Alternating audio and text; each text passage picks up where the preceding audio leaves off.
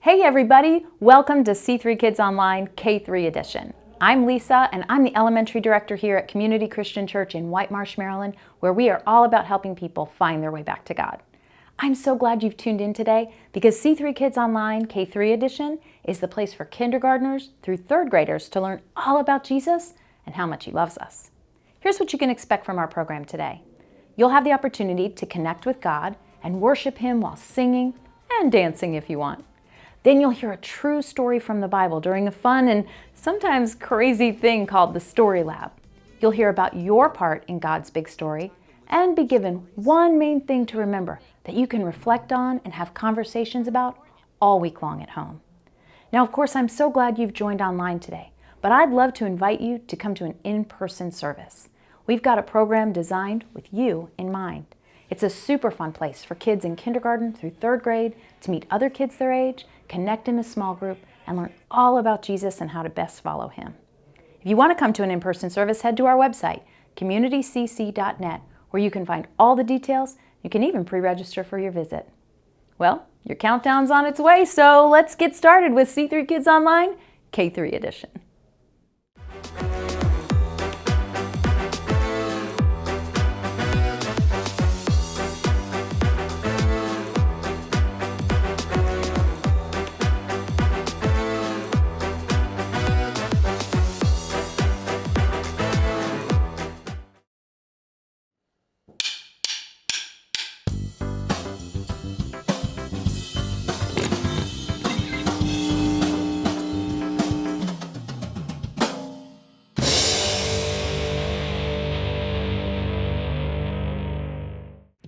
What's on your list of responsibilities?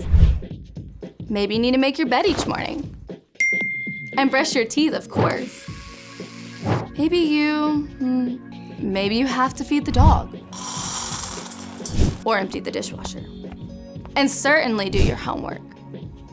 These are all important things, but they are actually not your most important job. You are most responsible for this, what you say and what you do. God is giving you the amazing abilities to speak out and to take action. Every word that comes out of your mouth is a chance to build someone up or break them down. And every single thing you do is an opportunity to offer God's love to those around you. So just like you show you can be trusted by taking care of your chores, you can also take responsibility for what you say and do too. As you show you can be trusted with what's expected of you, others can see God at work in you. And that's why responsibility is an amazing way to worship God with your life. Because worship is about more than just singing loud. It's all about living loud.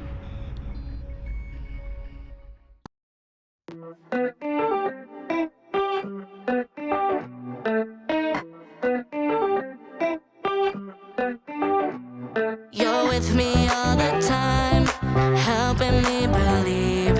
Don't wanna waste this life you have given me. Now, big or little, doesn't matter. You are with me, God. I decided I will follow anywhere you want. Oh, you're never gonna let me go, never ever gonna let me go.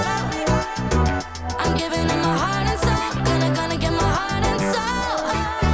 You're never gonna let me go, never ever gonna let me go. I'm giving it my heart and soul, gonna give my heart and soul. I'll give my all to you. Whatever you choose, I'll give my all to you. Whatever you choose for me to do. Whatever you choose for me to do. My all to you. With you I'll overcome. I'll be your hands and feet. I'm trusting in you, God. You're strong when I am weak. So big or little, doesn't matter. You are with me, God. I decided I will follow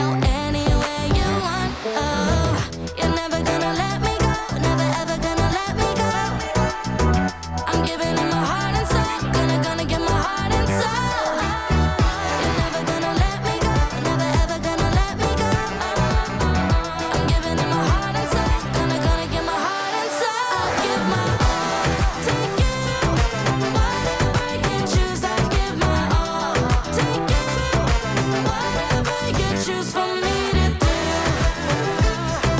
Whatever you choose for me to do. My all to you.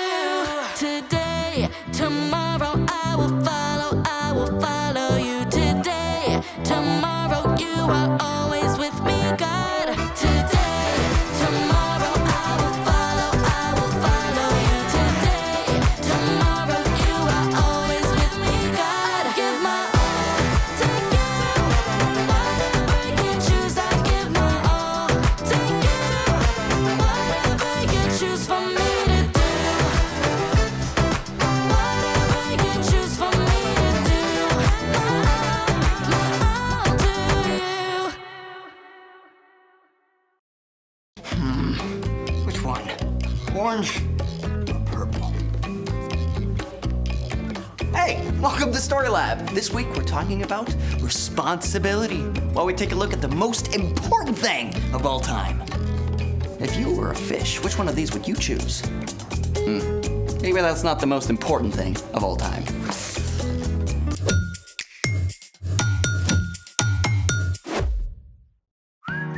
Hey, I'm Carter. And I'm Zeke, We're talking about responsibility. which is showing you can be trusted with what is expected of you. I expect you're gonna tell me what these are about? Aquarium plants. Wait, you got a fish? I got a fish. For Christmas? Christmas will live on all year in my new ichthyoid friend. Ichthyoid means fish-like. Fish are super easy to take care of, right? I mean, aquarium, fish food, done. Yeah, that's what I thought. So it's not that simple? Let's just say that taking care of a fish looks a bit more like this. I can't even. You need all of this for one tiny fish? One tiny fish, AKA Finn. Finn, meet Carter. Carter, Finn. Finn, huh? Yeah, pretty good, right? Nah. But I see what you did there. What does all this stuff do? Well, the water conditioner removes metals and chlorine from the water.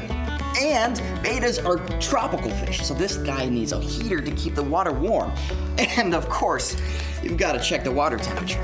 Isn't that a meat thermometer? It works really well. But Mom did use this to check some baked salmon the other day, so... That does not seem right. Finn is a super picky eater, so I give him bloodworms as a treat. But he is super cute.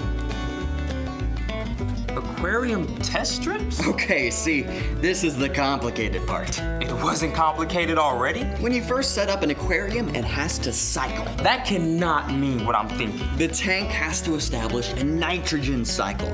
See, fish waste and extra food decompose, creating ammonia. Ammonia is poisonous to fish, but over time, good bacteria grow inside your aquarium. They break down the ammonia into nitrite and nitrate, which still aren't great for your fish. But when algae grows in your tank, it eats the nitrate as food. So, how long does it take for this whole nitrogen cycle thing to work? 2 months. 2 months? How's Finn going to make it? Well, I gotta test for nitrogen and ammonia every day and do lots of water changes. That sounds like a lot of work. Finn is totally worth it, I think. Well, I certainly hope little fish face here feels the love. Speaking of love, it's time for... The story before the story. Today, we're in the book of Matthew. Matthew is one of 4 books called the Gospels. These books tell stories from the life of Jesus. Matthew was written down by, you guessed it, Matthew, one of Jesus' followers, a tax collector whose life was turned upside down by his friendship with Jesus. When Jesus was about 30 years old, he began to travel from town to town, teaching and healing. Everywhere Jesus went, big crowds gathered. Some people were desperate to be made well. Others came to hear his teaching. But the religious leaders were troubled by Jesus and feared that he would change things. So some of the leaders tried to trap Jesus. They asked him trick questions, hoping to prove him wrong or stir up the crowds. But Jesus always knew the wise way to respond. Which is where our story starts. Hey everyone, I'm Brian. So, the religious leaders had become more and more worried about Jesus and his teaching. When Jesus entered Jerusalem to celebrate the Passover festival, great crowds welcomed him as a king. So those religious leaders began making plans to arrest him and amped up their attempts to trick him. Who told you to do all these things? Yeah, what gives you the right? In every case, Jesus avoided their traps and gave wise answers. When one group of leaders failed to catch Jesus in his own words, another group, the Pharisees, decided to give it a try. One of their best law experts stepped up to test Jesus. Teacher, which is the most important commandment in the law? Ha! Whichever rule Jesus picks as the most important, he'll have to leave out the other 612 laws. Then we can get everyone mad at him for choosing the wrong one. Yes. I love it when a plan comes together. But Jesus just answered wisely once again. Love the Lord your God with all your heart and with all your soul. Love him with all your mind. This is the first and most important commandment. And the second is like it. Love your neighbor as you love yourself. Everything that is written in the law and the prophets is based on these two commandments. Okay, you see the amazing thing Jesus did there? He said that when you show love to God and show love to people, you will also be following all the other laws. If you love God and love others, you'll grow in telling the truth, in obeying your parents, in treating others well. Jesus didn't leave anything out. He included every single law in those first two. Love God, love others. It's that simple. But that doesn't mean it's easy all the time. See, God doesn't want us to just check off a list of rules every day. Hey, what do I do now? When we follow Jesus, God sends the Holy Spirit to be with us and guide us. Over time, we can learn to listen and discover fresh ways each day to love God and love others. There are unlimited ways we can do that. But here's a place to start. You can show love to God by spending time with God. You can read God's Word in the Bible and tell God about all the great things and all the hard things in your life. One of the most amazing ways we can show love to God is actually by showing love to others, people made in God's very own image. You can show love to others by sharing what you have. And this might be your stuff, but it could also be your time, your listening ear, or your ideas and your creativity. You can show love by working hard to help others, your parents, siblings, friends, teacher, anybody you see who needs your help. You can also show love by using your words wisely to encourage others. Let's take a look at Jesus' words one more time. Love the Lord your God with all your heart and with all your soul. Love him with all your mind. This is the first and most important commandment. And the second is like it. Love your neighbor as you love yourself. Everything that is written in the law and the prophets is based on these two commandments. Just as Jesus said, when we focus on those two commandments, we can know that we are following all of God's laws. The end. Wow, Jesus made it so simple. But so not easy. Exactly. Being in right relationship with God isn't about a bunch of rules. So, what's our part in the story? We're designed to need God, moment by moment, so we can discover what it looks like to love God and love others. There are several awesome ways to show love to God. The first is giving God your time. You can read God's words recorded in the Bible. And you can tell God anything that's on your heart or mind. You can even sing to God. Yeah, that's right. Another awesome way to show love to God is to love others. And this is where you have to really pay attention because everybody's different. We all enjoy gifts, but some people feel extra loved if you make them a card or bake them cookies. Some people feel loved when you hang out with them and spend time doing their favorite stuff. For reals. My dad likes to fish, which is not my thing, but I do it anyway because I know it's super important to him. There's some people who feel most loved with a high five or a hug. And some people most need you to encourage them and say something you appreciate about them. there are also people who really feel loved when you do something for them. Like when you unload the dishwasher when it's your brother's turn. Or make sandwiches for dinner so your mom or dad don't have to cook. Just use your imagination. There's always some way that you can show love to God and to others. See you next time. So, here's the thing. Love God and love others. And love the creatures God made. Can we feed him again? No way, no how. But it was really fun to watch him slurp those worms up like spaghetti. Never overfeed a fish. But we can entertain him. Oh. With my new beta playlist. Look, he's dancing, he's grooving, look. Go, Finn! Go, Finn! Oh, that's right. Oh. Thanks for joining us in the Story Lab. See you next time.